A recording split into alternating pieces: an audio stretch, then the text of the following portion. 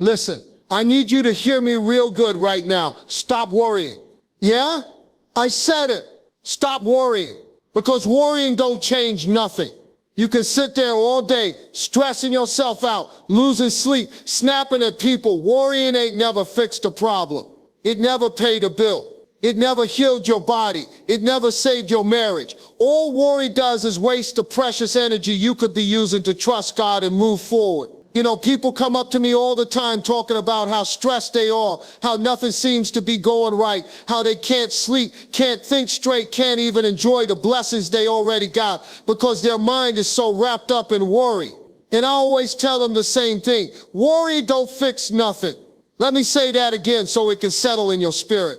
Worry don't fix nothing. You worried about the job. You worried about the bills. You worried about what they think, what might happen, what you ain't got, where you ain't been, and how long it's taken. And while you're worrying, life is just passing you by. All that stress, all that overthinking, all that fear, it's not helping you move forward. It's just keeping you stuck. See, here's what I learned a long time ago. Worrying is a thief. It steals your joy, your peace, your time, your energy. It robs you of your present while you're trying to figure out a future that you don't even control. You're letting the devil rent space in your mind for free, and you wonder why you're tired all the time. Ain't nothing wrong with your body. Your spirit's just exhausted from fighting battles. God never told you to fight. You weren't built to carry it all. That's why it feels so heavy. That's why it breaks you down. You're trying to solve things with your own strength, but let me ask you, when's the last time that actually worked? When has worrying ever solved a single one of your problems? I'll wait, because I've been there. I've sat in that car, broken and beat down. I've cried out to God not knowing what was next. I worried myself into fear, into frustration, into depression. And not once did worry make a way. But when I stopped, when I finally got tired of trying to control everything, when I got on my knees and said, God, I don't know how you gonna fix it, but I trust that you will. That's when peace showed up. That's when doors started opening. That's when favor showed up in rooms I hadn't even walked into yet. Because see, God don't move through worry, he moves through trust. What if I told you your worrying is delaying your breakthrough? What if I told you the blessing been ready, but God's just waiting on you to let go of your fear long enough to receive it? You're so busy holding on to what you think you need that you ain't even got space in your hands to catch what God's trying to give you. Let me tell you this, peace don't come from knowing all the answers. Peace comes from knowing who holds the answers. You ain't gotta have it all figured out. You just gotta know the one who does. And that ain't you, baby. That's God. He sees tomorrow, next year, and 10 years down the road. He sees the blessings that are still in motion. So while you're up all night thinking it's over, he's up all night working it out. You remember those times you thought it was the end, thought you wouldn't make it through, but somehow, some way, you did. That wasn't coincidence. That was grace. That was mercy. That was God carrying you when you didn't even know you were being carried. So why is it that now, after all he's done for you, after all he's brought you through, you're still acting like he's not going to show up this time? Listen to me, the enemy loves a worried mind, because a worried mind is a distracted mind. A worried mind forgets who it belongs to. A worried mind forgets the promises of God. But a trusting mind says, I might not see the way, but I know there is one. A trusting mind says, I've been down before and I got back up, so I'm not about to lose my mind now. A trusting mind walks into rooms with confidence, not because of ego, but because of faith. You can't claim to trust God and keep walking around like everything's falling apart. You can't say you believe in his plan and keep trying to write your own version. That ain't trust, that's control. And trust and control can't live in the same house. One of them's gotta go. So the question is, which one are you gonna choose? Let it go. Let the worry go. Let the stress go. Let the need to know every little detail go. You don't need the blueprint. You just need to trust the builder. You don't need to see the whole road. You just need to take the next right step and let God handle the rest.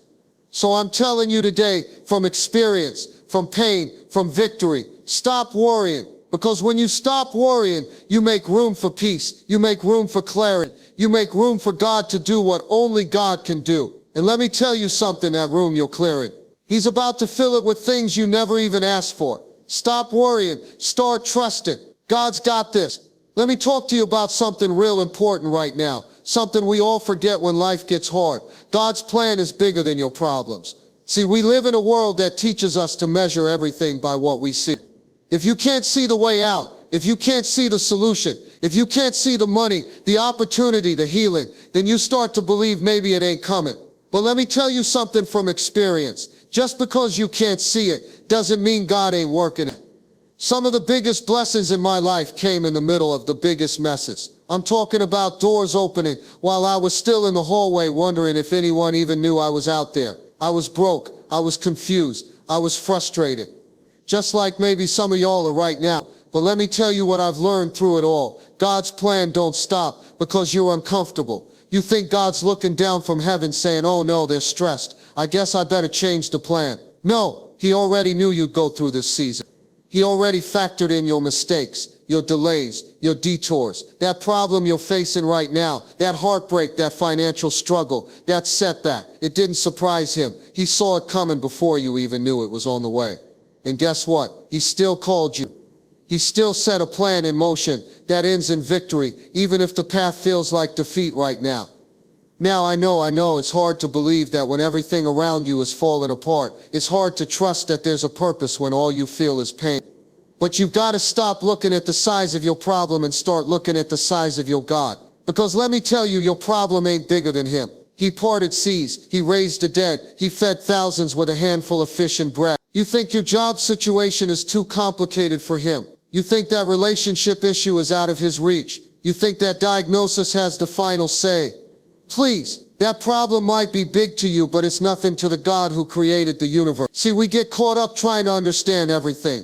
We want explanations. We want timelines. We want guarantees. But faith don't work like that. God doesn't always give you the reason, he gives you the revelation. And sometimes that revelation don't come until you're already on the other side of the storm. How many times have you gone through something thinking, this is it, I'm done, and later you look back and say, man, if that hadn't happened, I wouldn't be where I am now. That's not coincidence. That's divine strategy. That's God turning what was meant to break you into the very thing that builds you. You know what else we do? We compare, or we love to compare. We look at everybody else's life and wonder why theirs looks so perfect and ours feels like chaos.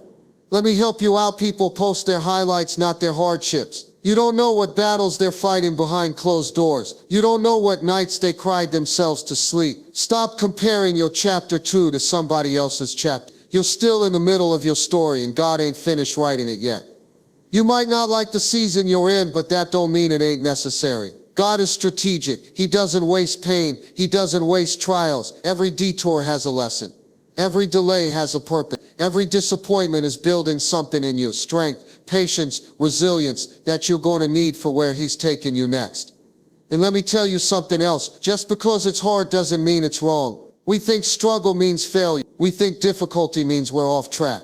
But sometimes the hardest seasons are the ones that shape us the most. You're praying for strength, then God's got to build it in you. You're asking for faith, then he's got to put you in a place where you need to trust him. You're asking for purpose, then he's got to show you what's not your purpose first. It's all part of the plan. You don't grow on the mountaintop. You grow in the valley. You learn who God really is in the valley. That's where you get the kind of faith that ain't just words. It's real. It's lived. It's tested.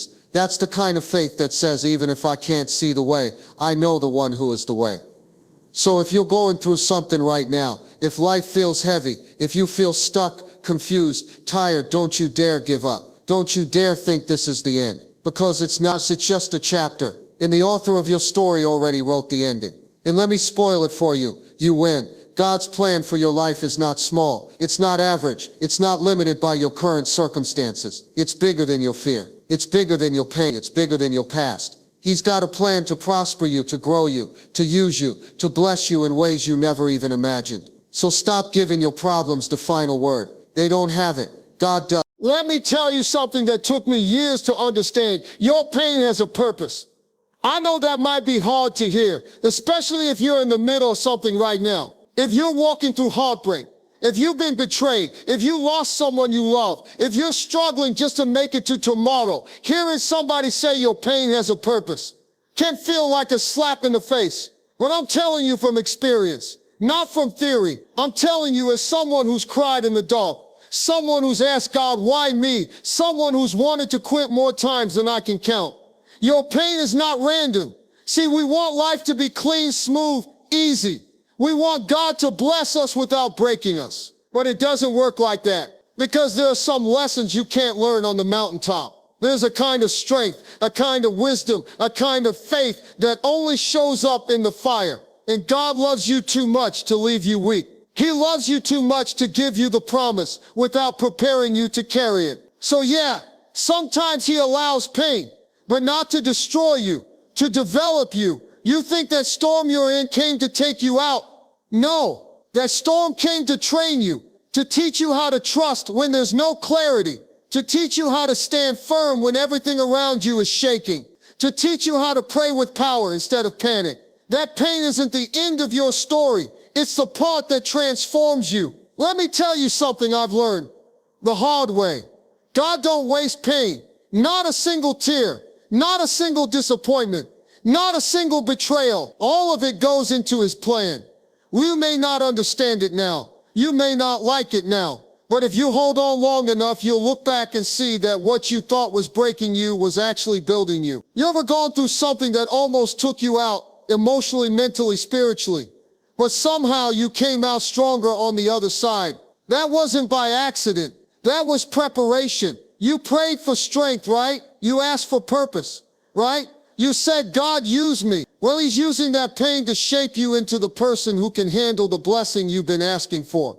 The version of you that walked into the storm is not the same version of you that's going to come out. You're being refined. The fire doesn't burn you. It burns away what can't go with you to the next level. That insecurity, that pride, that fear, that doubt, it can't go where God is taking you. So yeah, it's uncomfortable. Yeah, it hurts. But don't miss what God is doing in the middle of it. Some of y'all are asking God to open doors, and he's trying to open you first. He's trying to expand your character before he expands your platform. He's trying to deepen your roots before he grows your reach. That pain you're feeling, that's the stretching, that's the growing, that's the divine process of becoming. And you can't shortcut the process. You can't fast forward through development. You've got to go through it. But here's the good news. You're not going through it alone. God is with you in the pain. He's with you in the loss. He's with you in the confusion. He's not just waiting on the other side of the storm. He's in the boat with you, holding it steady when you can't see the shore. He knows how it ends, and it doesn't end in defeat. You might be in the middle of the hardest season of your life, but that doesn't mean God has abandoned you. In fact, it might be the very opposite. It might mean he's the closest he's ever been, because when you've got nothing left but him, you start to realize he's more than enough. That's when real faith is born. That's when real purpose starts to rise. And let me say this, you're not just going through that pain for you. Sometimes the pain you carry becomes the healing you offer to someone else. Sometimes your scars become the testimony that lifts somebody else out of their pit. You've been assigned that storm, not just to survive it, but to come out of it.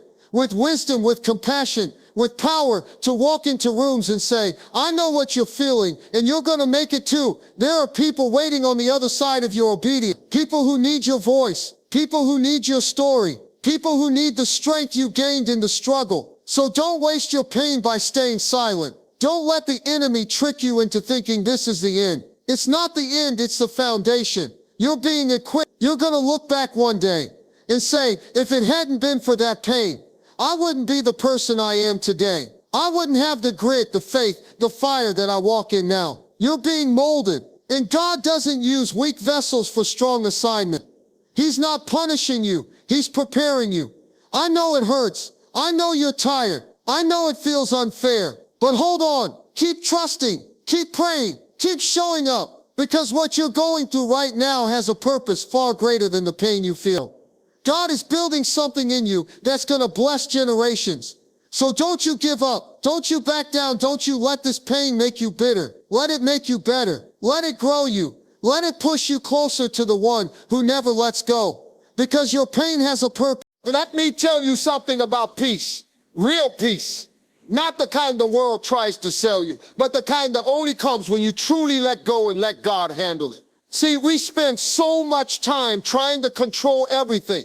We try to control outcomes, control people, control how fast things happen and when they happen. And when life doesn't go how we planned it, we panic, we stress, we question everything. But you weren't created to carry all that weight. You were never meant to figure it all out on your own. That's why trusting God brings peace. It lifts that burden off your shoulders. Now, I'm not saying life gets easy the moment you trust God. No, life is still going to be life. People will still walk away. Bills still need paying. Doors still close. But here's the difference. When you trust God, those things don't control your spirit. They don't shake your foundation. You're no longer reacting to life in fear. You're responding in faith. That's what peace looks like. It's not the absence of trouble. It's the presence of trust. I remember a time in my life when everything seemed uncertain. I had dreams in my heart.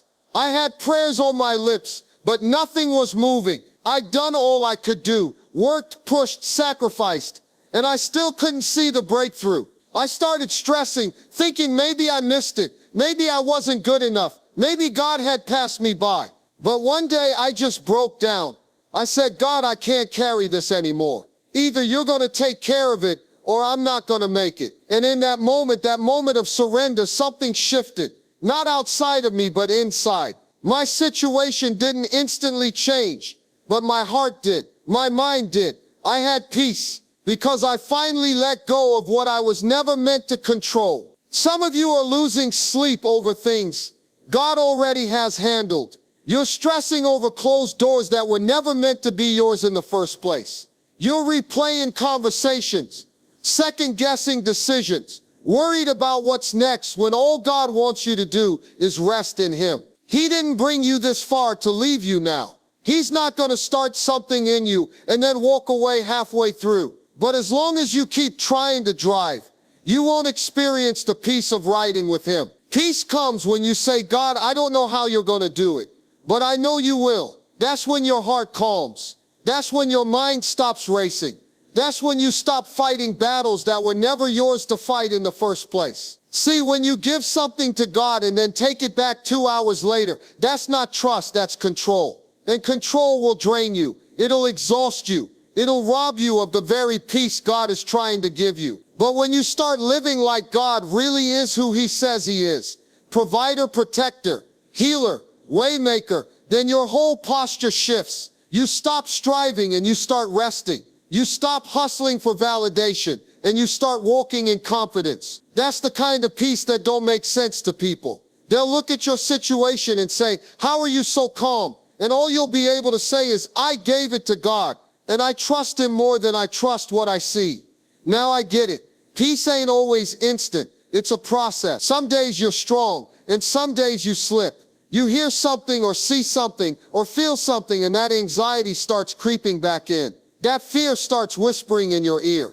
And on those days, you've got to make the choice again. You've got to keep saying, God, I trust you, even when everything in your flesh wants to take over. Peace is a practice. It's like a muscle, you build it by using it. You got to stop rehearsing the worst case scenario in your mind. That's how anxiety grows. That's how peace dies. Start declaring the best case instead. Start speaking life over your situation. Start reminding yourself who God is and what He's already done for you. You're not new to this. You've seen Him come through before. Why would He stop now? Think about it. You've made it through every bad day you've ever had. Every moment you thought you wouldn't survive, you did. You're still standing. You've still got breath in your lungs and purpose on your life. That's not by accident. That's grace. And if God brought you through it, then He'll bring you through this too. But you've got to stop trying to hold it all together on your own. You were never meant to. That's why you're tired.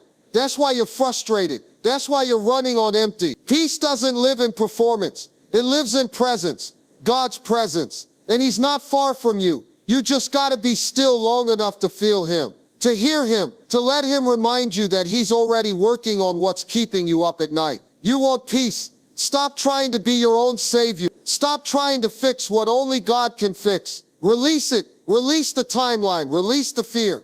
Release the what ifs. Release the need to know every detail. Just say, God, this is too big for me, but it's not too big for you. And then believe it. Live like it's true, because it is. And here's the beautiful part. When you truly trust Him, that peace will start to show up in every part of your life. In how you talk, in how you move, in how you love people, even when they don't deserve it, in how you show up to challenges, Not with panic, but with power. That's the kind of peace that protects your purpose. It guards your heart. It anchors your soul. So if you've been restless, if you've been overwhelmed, if your spirit's been heavy, this is your invitation to let go. Let God handle it.